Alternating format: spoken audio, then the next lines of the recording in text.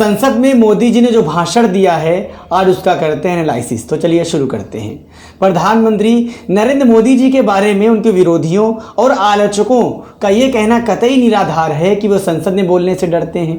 हकीकत तो ये है कि वो कहीं भी बोलने से नहीं डरते हैं, बल्कि बोलने के मौके ढूंढते हैं। बोलना उनकी आदतों में शुमार है और संसद तो उनके लिए खेल का पसंदीदा मैदान है।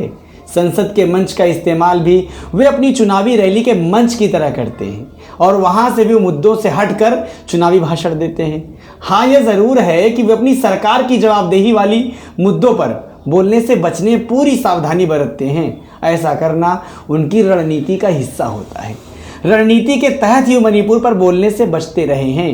अपनी सरकार के खिलाफ लोकसभा में पेश अविश्वास प्रस्ताव पर भी उन्होंने यही रवैया अपनाया।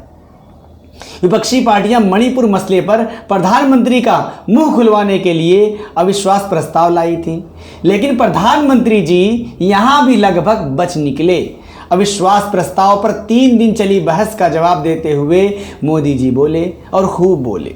मणिपुर के मौजूदा हालात से कोसों दूर रहकर बोले। वे पूरे 2 घंटे और 13 मिनट तक बोले। देश के संसदीय इतिहास में अविश्वास प्रस्ताव पर किसी प्रधानमंत्री का यह अभी तक का सबसे लंबा भाषण रहा है। लेकिन इस रिकॉर्ड तोड़ लंबे भाषण में वे मणिपुर पर महज 2 मिनट बोले, और वो भी तब जब पूरे 1.5 घंटे तक उनके भाषण में मणिपुर का जिक्र नहीं होने पर पूरा समूचा विपक्ष सदन से वॉक आउट कर चुका था। प्रधानमंत्री ने मणिपुर को समर्पित 2 मिनट के दौरान भी अतीत के वर्तमान के बजाय वहां के अतीत की घटनाओं की तोड़ मड़ोड़ कर चर्चा की। विपक्ष की ओर अविश्वास प्रस्ताव पेश करते हुए कांग्रेस के गौरव गोगोई ने मणिपुर में पिछले 3 महीने जारी भीषण सांप्रदायिक और जाति हिंसा में सैकड़ों लोगों के मारे जाने, हजारों लोगों के घर जला दिए जाने, लाखों लोगों के बेघर होकर जंगल में पलायन कर जाने और महिलाओं का बलात्कार किए जाने और उन्हें नंगा कर सड़कों पर घुमाए जाने जैसी घटनाओं का डिटेल से जिक्र करते हुए प्रधानमंत्री जी से 3 सवाल पूछे थे। उन्होंने प्रधानमंत्री जी से जानना चाहा था कि वे अभी तक मणिपुर क्यों नहीं गए, वहां की घटनाओं पर बोलने से क्यों बच रहे हैं और मणिपुर के मुख्यमंत्री को अभी तक बर्खास्त क्यों नहीं किया है। गोगोई ने अविश्वास प्रस्ताव हिंदी में पेश किया था और उनका पूरा भाषण भी हिंदी में था। मोदी जी भी हिंदी अच्छी तरह समझते हैं, लेकिन मणिपुर के हालात को लेकर उनकी निष्ठुरता और बेपरवाही का आलम देखिए। उन्होंने गोगोई और अन्य विपक्षी सदस्यों के सवालों का जवाब देने के बजाय उनके सवालों की खिल्ली उड़ाने के अंदाज में कहा कि विपक्ष के प्रस्ताव में कोई नयापन और क्रिएटिविटी नहीं है। इसे बेशर्मी और अमानवीयता का चरम ही कहेंगे कि 3 महीने से जल रहे, लुट रहे, पिट रहे और मर रहे मणिपुर पर लाए गए प्रस्ताव में देश का प्रधानमंत्री नयापन और क्रिएटिविटी ढूंढ रहा है। प्रधानमंत्री की निष्ठुरता, बेरहमी रवैये देखकर देश को और खासकर मणिपुर के लोगों को बेहद निराशा करने वाला एक्सपीरियंस रहा होगा। तसव्वुर ही किया जा सकता है कि प्रधानमंत्री मोदी जी का यह भाषण सुनकर मणिपुर के लूटे पीटे और हर तरह से तबाह हो चुके लोगों के दिल पर क्या गुजरी होगी। और तो और राहुल गांधी जी के गंभीर आरोप को भी प्रधानमंत्री घोल कर पी गए। राहुल गांधी जी ने अपने भाषण में अपने मणिपुर यात्रा के दर्दनाक अनुभवों का जिक्र किया और सीधे प्रधानमंत्री को संबोधित करते हुए कहा, मणिपुर में लोगों को मारकर भारत माता की हत्या की गई है। आपने मेरी मां की हत्या की है, आप देशभक्त नहीं देशद्रोही हो। राहुल गांधी का यह बयान भाजपा और उसकी पितृ संस्था आरएसएस पर किया गया अब तक का सबसे तीखा हमला। 1942 में भारत छोड़ो आंदोलन का विरोध करने और महात्मा गांधी की हत्या के बावजूद कांग्रेस के शीर्ष नेतृत्व ने आरएसएस को कभी देशद्रोही नहीं कहा, लेकिन राहुल गांधी को, मोदी को, उनकी सरकार, उनकी पार्टी की देशभक्ति पर सीधे सीधे सवाल खड़ा कर दिया है। दरअसल मोदी जी से जब किसी मुद्दे को लेकर वर्तमान के सवालों के जवाब देते नहीं बनता है तो वे अतीत में चले जाते हैं और इधर उधर की बातें करते हुए लोगों को भविष्य के सब्ज़बाग दिखाने लगते हैं। मणिपुर को लेकर भी उन्होंने यही किया। विपक्ष उनसे सवाल पूछ रहा था मणिपुर पर, हरियाणा की हिंसा पर, महंगाई और बेरोजगारी पर, लेकिन उन्होंने बात की असम की, मिजोरम की, स्वर्ण मंदिर परिसर में ऑपरेशन ब्लू स्टार की। भारत की विभाजन की, वंदे मातरम की, कांग्रेस की चुनावी नाकामियों की और विपक्षी गठबंधन की। मणिपुर सहित पूर्वोत्तर की सभी मौजूदा समस्याओं के लिए कांग्रेस को जिम्मेदार ठहराया और अपनी पीठ थपथपाते हुए बताया कि पिछले 9 साल में उनकी सरकार के मंत्री 400 बार और वे खुद 50 से ज़्यादा बार मणिपुर गए हैं। सवाल है कि प्रधानमंत्री और उनके मंत्रियों के इतनी बार जाने के बाद भी जब मणिपुर 3 महीने से जल रहा है तो फिर आपके वहाँ जाने का क्या मतलब।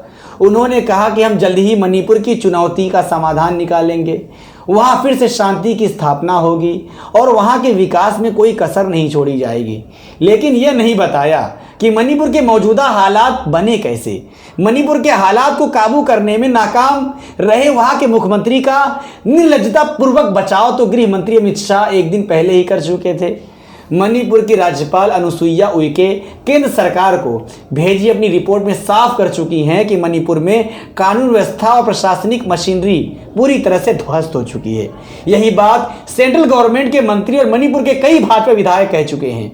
सुप्रीम कोर्ट ने हालात की गंभीरता समझते हुए मामले की जांच के लिए एसआईटी यानी विशेष जांच दल और जांच की निगरानी के लिए 3 जजों की कमेटी बनाई है। यह सारी बातें साबित करती हैं कि राज्य सरकार हालात से निपटने में पूरी तरह से नाकाम हुई है। इसके बावजूद गृह मंत्री अमित शाह ने संविधान के आर्टिकल 356 की गलत और मनमानी व्याख्या करते हुए बताया कि किसी मुख्यमंत्री को तभी बर्खास्त किया जाता है जब वो हालात से निपटने में असहयोग कर रहा हो।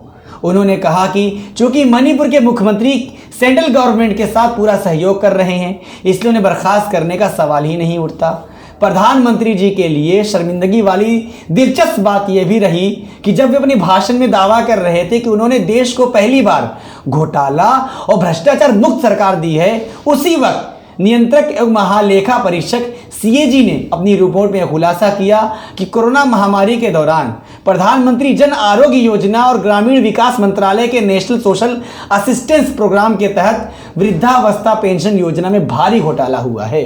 सवाल यही है कि शर्म निरपेक्षता में गहरी आस्था रखने वाले प्रधानमंत्री या उनकी सरकार को इस पर शर्म कैसे आ सकती है।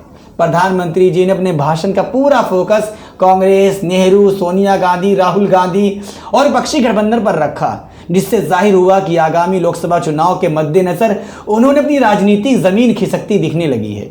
उन्होंने अपने पूरे भाषण में 50 से ज़्यादा बार कांग्रेस का, 4 बार नेहरू का और 6 बार इंदिरा गांधी का नाम लिया। हालांकि सोनिया गांधी और राहुल गांधी का उन्होंने नाम नहीं लिया, लेकिन परोक्ष रूप से दोनों पर खूब निशाना साधा। नए विपक्षी गठबंधन इंडिया इन दिनों मोदी के राजनीतिक विमर्श का सबसे प्रिय मुद्दा बना हुआ है। जब से यह गठबंधन वजूद में आया है तब से अब तक वे इसे कई तरह की हास्यास्पद और आपत्तिजनक उपमाओं से नवाज चुके हैं। वे इंडिया की तुलना भारत को गुलाम बनाने वाली ईस्ट इंडिया कंपनी और आतंकवादी संगठन इंडियन मुजाहिदीन से भी कर चुके हैं। अविश्वास प्रस्ताव पर बोलते हुए उन्होंने कहा कि यह इंडिया नहीं घमंडिया है। वैसे भी मोदी जी की ख्याति एक कामयाब मजमा जुटाऊ भाषणबाज की रही है। उन पर यह आरोप कोई नहीं लगा सकता कि वे गंभीर और शालीन वक्ता हैं। संसद या चुनावी रैली, सरकारी कार्यक्रम हो या पार्टी कार्यकर्ताओं की बैठक, लाल किले की दीवार हो या फिर विदेशी धरती, मोदी जी की भाषण शैली एक जैसी रहती है। वही भाषा, वही अहंकार युक्त देह भाषा, राजनीतिक विरोधियों पर वही पिछले कटाक्ष, वही इस तरहीन मुहावरे और वही अश्लील इशारे, आधी अधूरी जानकारी के आधार पर गलत बयानी, हकीकत की मनमानी ढंग से तोड़ मड़ोड़, सांप्रदायिक तलखी, नफरत भरे जुमले और आत्म प्रशंसा का भरा हुआ भाषण।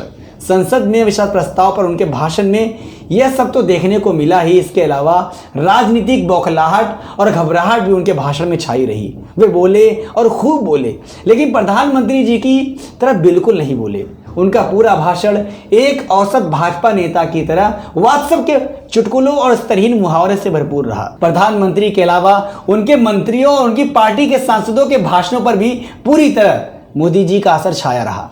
सब में होड़ लगी थी कि कौन कितनी ज़्यादा स्तरहीन भाषा का इस्तेमाल कर सकता है। कहने की ज़रूरत नहीं कि इस मामले में इस बार केंद्रीय मंत्री स्मृति ईरानी सबसे आगे रही, कुछ हद तक प्रधानमंत्री जी से भी आगे। उन्होंने सदन में राहुल गांधी के खिलाफ फ्लाइंग किस का एक किस्सा गढ़ा और आरोप लगाया कि राहुल गांधी ने भाजपा की महिला सांसदों की ओर देखकर फ्लाइंग किस किया है। यह आरोप लगाने के साथ ही उन्होंने कहा कि राहुल ने ऐसा करके अपने खानदानी संस्कारों और अपनी परवरिश का परिचय दिया है। उन्होंने इस सिलसिले में भाजपा की 42 महिला सांसदों के साइन लेकर राहुल गांधी के खिलाफ एक शिकायत भी स्पीकर को दिलवाई, लेकिन उनका यह पूरा ड्रामा पूरी तरह से नाकाम रहा। क्योंकि सदन की गतिविधियों की पल पल की रिकॉर्डिंग होती रहती है और अलग अलग एंगल से होती है, इसलिए किसी भी सदस्य की कोई भी गतिविधि छुप नहीं सकती। लोकसभा सचिवालय ने सभी वीडियो फुटेज देखने के बाद पाया कि स्मृति ईरानी ने जैसा किस्सा गढ़ा था वैसा कुछ था ही नहीं। कुल मिलाकर विश्वास प्रस्ताव पर बहस के दौरान प्रधानमंत्री सहित उनके किसी भी मंत्री या सांसद के भाषण मणिपुर के हालात को लेकर रत्ती भर भी अफसोस या गंभीरता नहीं दिखी। इसके अलावा हरियाणा की हिंसा, महंगाई और बेरोजगारी जैसे सवालों से भी सत्ता पक्ष पूरी तरह मुंह चुराता और अगले चुनाव की चिंता में डूबता नजर आया। और इन सभी पर आपकी क्या राय है, कमेंट करके जरूर बताएं। फिलहाल नईन में इतना ही, दीजिए मुझे इजाजत।